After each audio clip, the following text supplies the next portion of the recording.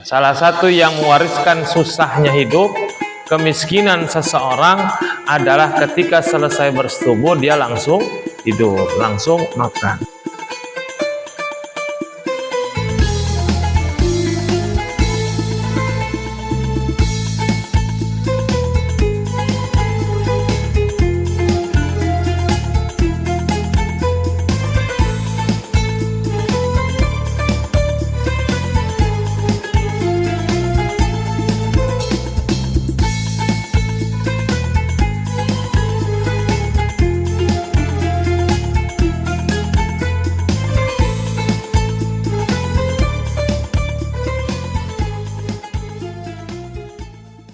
Bismillahirrahmanirrahim. Assalamualaikum warahmatullahi wabarakatuh.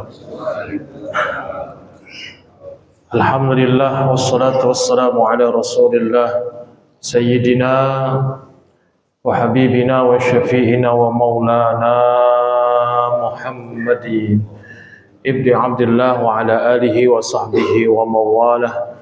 Salatan wa salaman daimaini mutalazimaini ila yaumil qiyamah. Amma ba'd. Subhanaka la ilma lana illa ma 'allamtana innaka antal alimul hakim. Rabbi shrah li sadri wa yassir li amri wa hlul 'uqdatam min lisani yafqahu qawli.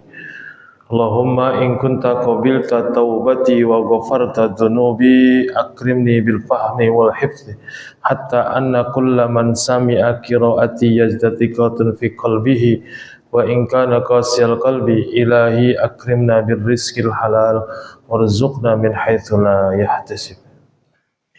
Ketua dan seluruh jajaran pengurus Dewan Kemakmuran Masjid Al-Furqan yang saya hormati, Ustaz Irwan Hasan Basri, Bapak Ketua RW 05, Bapak Usman, dan seluruh hadirin hadirat jamaah yang mohon maaf tidak saya sebutkan satu persatu. Mudah-mudahan kehadiran kita pada pagi hari ini berada dalam naungan ridho dan berkah dari Allah Subhanahu wa Ta'ala. Masih dalam suasana Hari Raya Idul Fitri 1446 Hijriah, saya atas nama pribadi dan keluarga mengucapkan selamat Hari Raya Idul Fitri. Taqabbalallahu minna wa minkum, ja'alanallahu wa iyyakum minal aidin wal faizin. Mudah-mudahan Allah Subhanahu wa Ta'ala akan kembali memberi kesempatan kepada kita untuk bisa bertemu dengan Ramadan dan Hari Raya Idul Fitri di tahun yang akan datang. Amin ya rabbal alamin. Masyarul hadirin wal hadirat yang dirahmati Allah Subhanahu wa Ta'ala, setelah kita selesai membahas tentang wudu, sekarang kita akan bahas tentang mandi, ya. Jadi dalam bahasa Arab itu mandi itu adalah guslun, ya. Ada perbedaan makna ketika ada perbedaan harokat dalam kata gosala yagsilu, ya. Kalau al-ghuslu huruf ghain dengan dhammah itu artinya adalah mandi, ya. Tapi kalau misalkan dengan fathah, ya, dengan fathah, al-ghuslu artinya adalah membasuh. Ghuslul wajhi membasuh muka, ghuslul yadaini membasuh dua tangan, gha. Tapi kalau ghuslu, ya nggak bisa ghuslul wajhi, memandikan muka. Nah, makanya disebut al-ghuslu, ya, dalam bahasa Arab, ya. Kalau al-ghuslu bil kasri ismun lima yudhafu ilal ma'i min sabunin aw ghairihi. Jadi nama yang disandarkan kepada air, ya, dari sabun berarti air yang memang sudah tercampur dengan sesuatu. Al-ghuslu, ya. Nah, beberapa hukum mandi, ya. Mandi itu ada yang hukumnya wajib, ada yang hukumnya sunnah, ada yang hukumnya mubah, ada yang hukumnya makruh, ada yang hukumnya haram tapi sah, ada yang hukumnya haram udah haram tidak sah, ya. Apa yang pertama, hukumnya adalah wajib, Nanti akan ada bahasan setelah ini perkara-perkara yang mewajibkan mandi. Maka sesuatu yang terjadi terhadap seseorang dari 6 perkara ini, maka dia wajib untuk mandi. Karena memang mandi itu adalah cara bersucinya. Ya.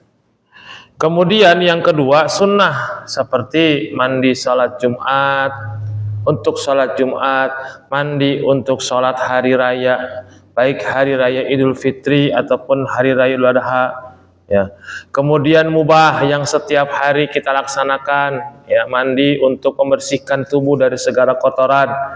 4 makruh, mandi dengan cara menyelam, ya, al-ghuslu bil inghimasi lis-shaimi, bagi orang yang berpuasa, walaupun mandinya mandi wajib, ya. Lagi puasa menyelam, ada istilah sambil menyelam minum air, gitu ya. Jadi kalau puasa menyelam kemudian minum air, ya batal, ya. Tetapi ini orang lagi mandi wajib, ya pengen langsung segera sambil badannya adem dengan cara menyelam, ya. Nah, kalau ada sebuah pertanyaan, bagaimana ketika orang yang berpuasa di siang hari kemudian mandi, airnya kemudian masuk ke dalam kuping, ya.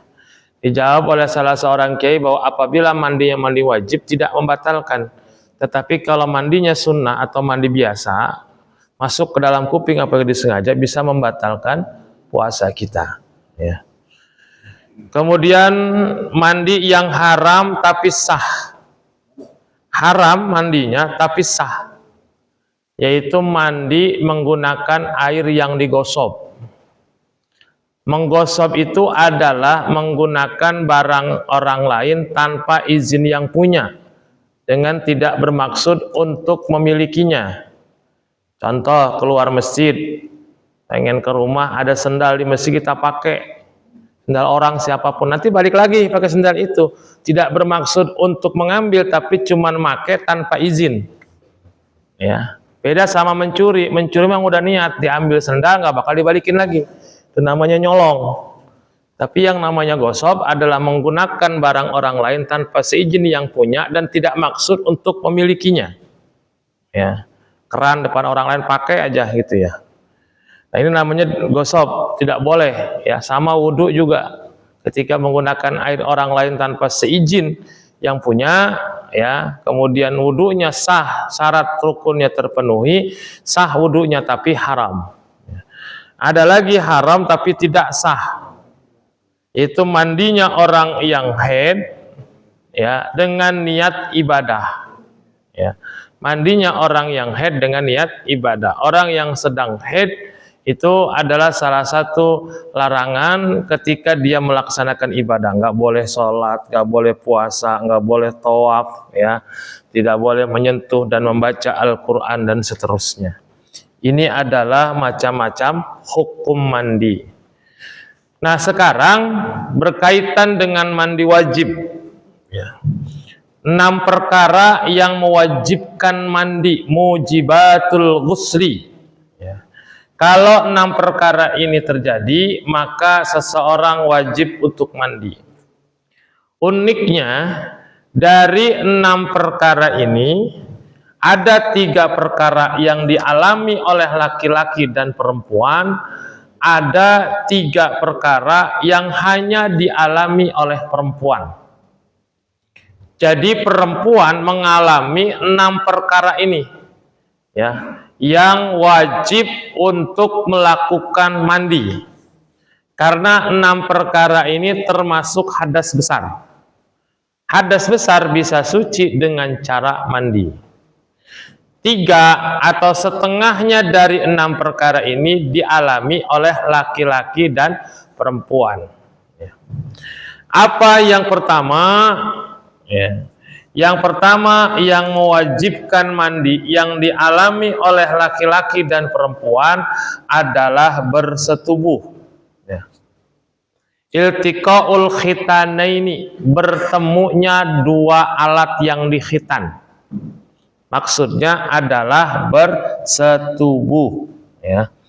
Jadi laki-laki dan perempuan itu, ya, apabila bersetubuh maka dia wajib untuk melakukan mandi. Karena bersetubuh adalah termasuk hadas besar, ya. Dan hadas besar bisa suci dengan cara mandi. Dia nggak boleh sholat ketika habis bersetubuh belum mandi. Pertanyaannya, apakah setelah bersetubuh harus mandi? Malam-malam jam 1 malam langsung mandi misalkan, ya. Yang disunnahkan setelah bersetubuh adalah bersihkan kemaluan, kemudian berwudu, baru kemudian melakukan apapun. Mau tidur silakan, mau makan silakan, mau minum silakan, atau mau berjima kembali silakan. Yang terpenting setelah persetubuhan dia sudah bersihkan, kemudian dia berwudu. Dimakruhkan ketika seseorang setelah bersetubuh, dia langsung tidur tanpa dibersihkan kemaluannya, tanpa dia berwudu. Dimakruhkan bagi seseorang yang setelah bersetubuh dia langsung makan, dia langsung minum, atau bapak-bapak yang suka ngerokok langsung ngerokok gitu, ya, tanpa dia membersihkan dan berwudu. Bahkan dalam kitab Nailur Raja disebutkan bahwa orang yang setelah bersetubuh dia langsung tidur, orang yang setelah bersetubuh dia langsung makan atau minum atau melakukan pekerjaan lainnya sebelum dibersihkan dan berwudu, yurisul faqra. Hal tersebut menyebabkan kemiskinan atau kefakiran. Ya, salah satu yang mewariskan susahnya hidup, kemiskinan seseorang adalah ketika selesai bersetubuh dia langsung tidur, langsung makan. Disunnahkan yang tadi membersihkan. Kalau seumpama setelah bersetubuh misalkan masuk waktu sholat, maka dia wajib mandi untuk menunaikan ibadah sholat. Tetapi kalau waktu sholatnya masih ada yang masih panjang, maka tidak diharuskan dia langsung mandi. Nanti mandinya adalah ketika dia akan melaksanakan ibadah sholat. Karena salah satu syarat ibadah sholat adalah syarat sahnya suci dari hadas dan najis, baik hadas besar ataupun hadas kecil. Seseorang yang tidak bisa atau seorang yang belum menyelesaikan membersihkan bersuci dari hadas besarnya, maka tidak sah sholatnya. Ya. Yang pertama adalah ilajul khasafati fil farji, masuknya khasafah ke dalam farji. Ini adalah sesuatu yang mewajibkan mandi yang pertama. Yang kedua, ya. Perkara yang mewajibkan mandi, ya, perkara yang mewajibkan mandi bagi laki-laki dan perempuan adalah inzalul mani, keluarnya mani. Baik karena keluar maninya dengan ihtilam, dengan mimpi, ya. Kalau kita nyebutnya mimpi basah, mimpi bersetubuh sampai keluar mani. Ini dialami oleh laki-laki dan juga oleh perempuan. Dan ini adalah salah satu tanda baliknya seseorang. Seorang laki-laki, dia berusia 12 tahun, 13 tahun, kemudian dia bermimpi bersetubuh sampai keluar mani, berarti usia sudah balik. Dia wajib sholat, dia wajib puasa, dia wajib melaksanakan kewajiban atasnya. Saya tanya kepada beberapa murid saya di Madrasah Sanawi Al-Kautsar, anak laki-laki usia kelas 7. Kelas 7 itu berarti umur sekitar 12-13 tahun. Ya, hampir lebih dari 2/3-nya sudah pernah bermimpi. Ya, bukan mimpi buruk tapi mimpi enak katanya, ya. Itu mimpi bersetubuh sampai keluar air mani, ya. Apakah juga perempuan mengalami ini? Iya, karena pernah diriwayatkan dalam sebuah hadis Diriwayatkan Imam Bukhari dan Muslim dari Ummu Salamah radhiyallahu anha qalat. Ummu Salamah bercerita, ja'at Ummu Sulaimin ila Rasulillah sallallahu alaihi wasallam.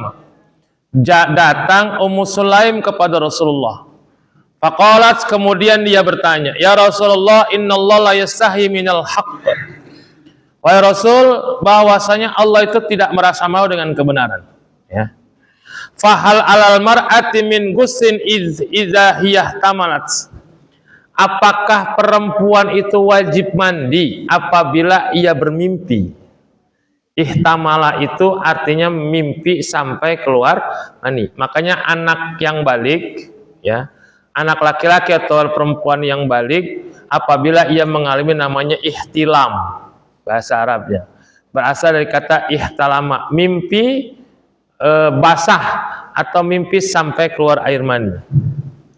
Faqala Rasulullah sallallahu alaihi wasallam, kemudian Rasul menjawab, na'am, iya. Ya.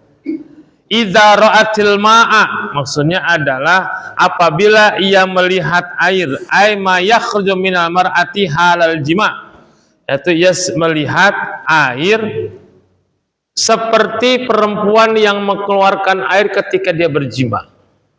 Bisa jadi perbedaan mani antara laki-laki dan perempuan berbeda. Tetapi perempuan juga ngalamin yang namanya ihtilam, yaitu mimpi sampai keluar mani. Ya, ini tidak disengaja. Bagaimana kalau disengaja? Sama. Masturbasi, onani, nauzubillah, ya. Ini yang dilakukan oleh tangan sendiri misalkan, atau dengan menggunakan alat bantu namanya seperti ini, apabila keluar mani maka dia tetap wajib untuk mandi sebagai cara dia bersuci dari hadas besarnya. Yang ketiga, perkara yang mewajibkan mandi yang dialami oleh laki-laki dan perempuan adalah al-maut, mati, meninggal. Nanti ada bab khusus tentang pengurusan jenazah. Ya. Salah satu kewajiban Muslim terhadap Muslim lainnya, ya, yang telah meninggal adalah 4 perkara.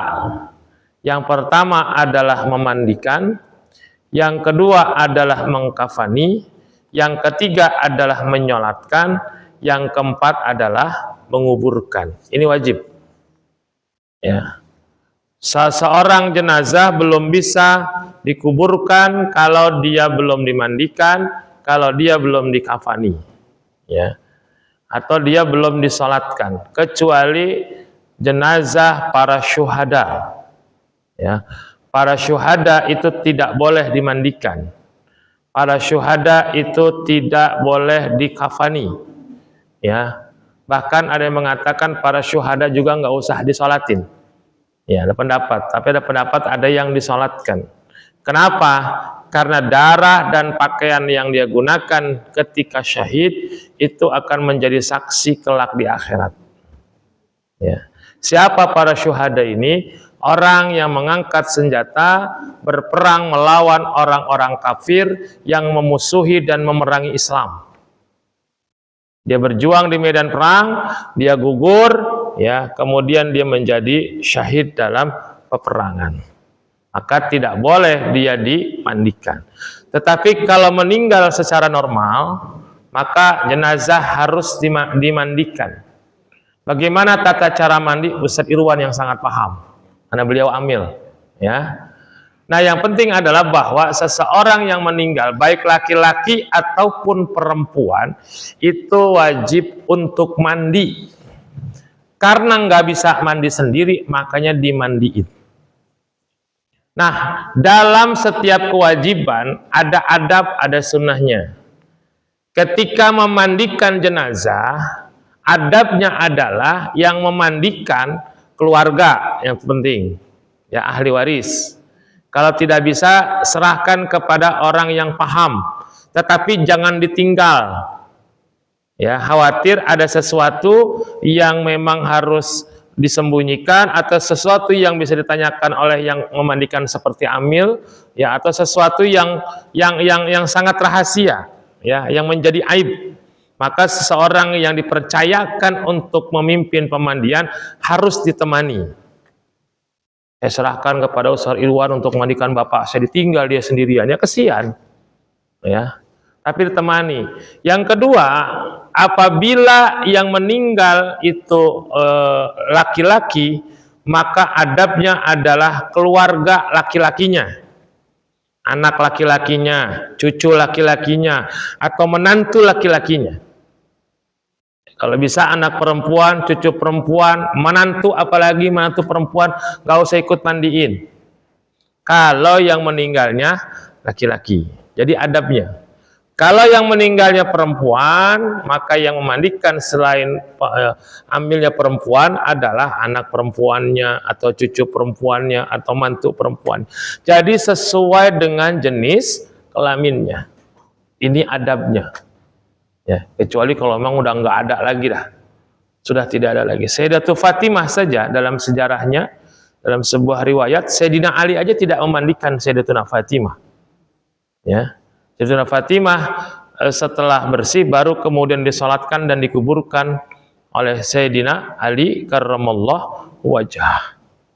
Ini adabnya. Jadi kalau memang memandikan itu jangan bercampur jenis kelamin yang lain. Ini kan bapak saya, misalkan kata anak perempuannya, iya bapaknya, tapi adabnya, bagusnya nggak usah ikut mandi, tunggu di luar tempat pemandian saja. Bahkan kalau bisa, ya, ini sebenarnya saya tidak mengatakan harus galak atau gimana. Sebenarnya orang perempuan pun tidak dibolehkan untuk ikut mengantarkan jenazah ke pekuburan. Yang nganterin jenazah itu cukup laki-laki saja. Kalau kita kan enggak. Orang perempuan kadang-kadang pakai motor paling depan ikutin nganterin jenazah. Ya, ambulan masih di mana? Masih di Pelamboyan, dia di pertigaan udah nutup jalan. Ya. Ada saya kesel juga Pak kalau di jalan bawa ambulan gitu. Mau ambulan masih di mana? Yang ngiringin jenazah, yang bawa bendera udah apa namanya? Udah motong jalan duluan supaya orang agak lewat. Ambulannya masih jauh, woi. Cepat, ini cuma resep ikut iring-iringan doang, nyolatin juga belum tentu tuh baca pada ngikutin. Ya. Jadi mengganggu orang-orang yang ikut ini. Ya, walaupun ambulan adalah salah satu mobil atau kendaraan yang diprioritaskan ketika berjalan, tetapi enggak juga pengiringnya lalu kemudian menyusahkan orang lain dalam berlalu lintas. Mobilnya masih jauh, udah ditutup tuh jalan, udah galak banget pakai ketok-ketokan pakai bambu kayak gitu. Ya. Dan kadang-kadang banyak yang ikut perempuan. Ya. Bagusnya, ya, walaupun ada ulama yang sangat keras, ya, perempuan itu tidak boleh atau haram ikut ke pekuburan menguburkan jenazah. Kenapa? Karena perempuan secara perasaan itu lebih lemah dari laki-laki. Khawatir ketika proses pemakaman dia nangis, dia pingsan, ya. Jadi orang tuh repot ngurusin dia, bukan repot ngurusin jenazah yang dimakamkan, begitu. Makanya tidak diperkenankan. Makanya ada ulama begini tentang perempuan berziarah, itu ada macam-macam pendapat, Pak. Ada ulama yang memang secara tegas mengharamkan perempuan ziarah, nggak boleh ke pemakaman. Pokoknya perempuan nggak boleh berziarah ke makam. Dia mau ziarah, dia mau datang, dia mau ngapain, haram hukumnya. Seperti di mana? Di Saudi. Di pemakaman Ma'la di Mekah, di Baqi di Madinah, perempuan haram masuk area pemakaman. Yang boleh hanya laki-laki. Ya. Lalu kemudian ada ulama yang membolehkan perempuan itu untuk berziarah. Apalagi ke makam orang tuanya, makam suaminya, makam keluarganya. Ya. Nah, ada ulama yang mensunnahkan perempuan untuk berziarah. Kemana? Disunnahkan perempuan berziarah ke makam Nabi Muhammad dan ke makam para nabi dan rasul, juga ke makam para orang-orang soleh. Ya, sunnah tuh buat perempuan juga. Nah, tapi dalam hal penguburan jenazah, hampir semuanya sepakat untuk melarang perempuan ikut menguburkan jenazah. Makanya ada satu cara yang dilakukan oleh pengurus makam, biasanya ketika proses pemakaman terjadi, perempuan nggak boleh masuk. Ya, karena itu adalah tugas laki-laki. Nah, setelah selesai pemakaman, baru tuh perempuan boleh silakan masuk ke area pemakaman untuk melaksanakan ziarah.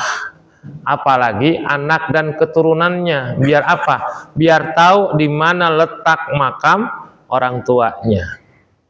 Jangan sampai anak nyari makam orang tuanya nggak tahu makam bapak gua di mana ya, emang nggak pandai ziarah lagi. Ya, jangan sampai. Nah, itu ulama ini. Dan setelah dimakamkan, itu disunahkan membaca talqin. Jadi membaca talqin itu hukumnya sunnah berdasarkan hadis Nabi. Jadi kalau mengatakan membaca talqin itu bid'ah, nggak ada, berarti emang ilmunya, pikniknya belum jauh. Dalam sebuah hadis riwayat Abu Daud, Sayyidina Utsman radhiyallahu an menceritakan bahwa setelah mengubur jenazah, selesai mengubur jenazah, Rasulullah SAW waqafa ala ra'sihi. Rasul itu berdiam, ya, berdiam di di kepala itu kuburan, di nisan. Ibnu Ruslan menjelaskan, ada yang mengatakan berdiri, ada yang mengatakan duduk dalam syarah Abu Daud. Apa yang dilakukan Rasulullah? Beliau sampaikan kepada sahabatnya saat itu bahwa mintalah ampun kepada Allah kepada saudaramu ini yang baru dikuburkan. Dan mohonkanlah kepada Allah untuknya kemudahan mulutnya, lisannya untuk bisa menjawab. Ya. Kenapa? Karena sebentar lagi dia bakal ditanya. Nah, itu hadisnya. Nah, inilah makna atau isi dari talqin itu. Talqin itu kan kita mendikte. Jadi ada imla, ada talqin. Kalau imla itu mendikte, yang kita dikte nulis. Bismillahirrahmanirrahim, dia nulis bismillah, alif fathah a, alif a, itu namanya dikte, si imla disebutnya. Tapi kalau talqin, kita membimbing, dia mengikuti apa yang kita ucapkan. Ketika orang mau meninggal, kita talqin la ilaha illallah, kita harapkan orang yang kita talqin mengikuti ucapan yang kita ucapkan. Maka ketika mentalqin jenazah yang sudah dikuburkan di atas kuburannya, kan kita minta kepada Allah tuh dalam awalannya. Ya, bahkan disampaikan bahwa sebentar lagi akan ada malaikat yang datang, jangan takut, keduanya itu adalah makhluk Allah. Ya, apabila kedua malaikat itu bertanya, man rabbuka, siapa Tuhanmu? Maka jawablah Allahu Rabbi. Itu kan mentalkin. Ya. Jadi kalau malaikat bertanya, ini loh cara jawabnya. Namanya mentalkin. Dan itulah yang diperintahkan oleh Rasulullah untuk meminta kepada Allah supaya orang jenazah ini bisa menjawab pertanyaan malaikat. Makanya hukumnya sunnah. Sunnahnya bukan di kaki, bukan di badan, tetapi orang yang membaca talqin berada di sebelah kepala makam tersebut, atau kita nyebutnya di nisan. Ya. Nah, kembali lagi bahwa orang yang sudah meninggal dunia, dia wajib untuk mandi. Karena tidak bisa mandi sendiri, maka harus dimandiin. Ingat, wajib, tapi jangan juga terlewati dan dilupakan sunnah dan adab-adabnya. Nanti ada bab khusus ya, yang bisa langsung praktek sama Ustaz Iwan. Bagaimana sih cara memandikan jenazah? Yang pertama, apa yang harus dilakukan? Yang harus dibersihkan itu apa? Ya, harus seperti apa tata cara penyiramannya? Harus seperti apa ngelapnya? Kita nyuci jenazah jangan kayak nyuci baju, Pak. Pakai sikat digosok ini. Mayit itu merasakan sakitnya lebih sakit dibandingkan orang yang hidup ketika kita melakukan sesuatu terhadap jenazah. Motong baju atau buka baju aja harus pelan-pelan. Mentang-mentang udah meninggal dunia pakai baju, pakai gunting, serot aja. Kasar, tidak boleh. Karena jenazah akan merasakan sakit yang sangat. Termasuk ketika memandikan pun dengan penuh kelembutan. Ya, makanya kalau urusan memandikan Ustaz Irwan the best dah. Ya, luar biasa beliau, rapih. Ya, sudah ibaratnya kalau udah dapat sertifikasi nasional, ya. Pelan-pelan, sabunnya juga jangan asal gosok-gosok. Nanti terakhir diwudukan, ya, dibersihkan, diwudukan dan seterusnya, lalu kemudian dikafani. Jadi terhadap jenazah pun kita harus punya akhlak. Jangan mentang-mentang udah meninggal lalu kemudian kita semaunya, ya. Kotorannya harus gimana. Dan orang yang memandikan pun harus juga bisa menjaga rahasia. Jangan sampai aib si jenazah diomongin sama orang-orang. Lagi dimandiin keluar kotoran diomongin bau banget, jangan boleh. Kalau memang nggak bisa jangan rahasia, nggak usah ikut mandiin dah. Ya, mulutan lemes-lemes mah gitu misalkan menceritakan yang lain. Nah, ini yang tiga. Jadi tiga perkara ini mewajibkan mandi dialami oleh laki-laki dan juga oleh perempuan. Yang ketiga, yang keempat, yang kelima, yang keenam adalah tiga perkara mandi yang hanya dialami oleh perempuan. Ya. Yang pertama yang dialami oleh perempuan aja adalah haid. Ya. Darah yang keluar secara rutin dari kemaluan perempuan.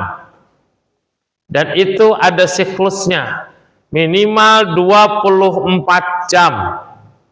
Maksimal 15 hari, 15 malam. Rata-rata 6 sampai 7 hari. Ada yang 3 hari, ada yang 4 hari, ada yang 5 hari. Ini haid. Kalau haid itu sudah bersih, maka wanita wajib mandi. Sebelum mandi tidak boleh untuk melaksanakan ibadah. Ya, nggak boleh sholat, nggak boleh menyentuh dan memegang Al-Quran, tidak boleh bersetubuh kepada suaminya, walaupun darahnya sudah bersih nggak keluar lagi, tapi dia belum mandi, berarti masih dalam kondisi hadas besar. Setelah dia mandi, maka dia boleh untuk melaksanakan ibadah karena sudah terpenuhi syarat syahnya.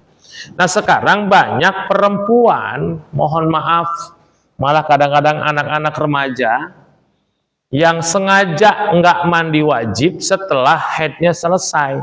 Kenapa? Biar kagak bisa sholat. Ini modus Pak banyak. Kenapa? Saya sering menemukan murid-murid saya begitu. Ini perasaan bocah seminggu kemarin kagak sholat, ngakunya haid, kok udah 2 minggu masih nggak sholat-sholat juga. Lagi dapat. Saya tanya, ya.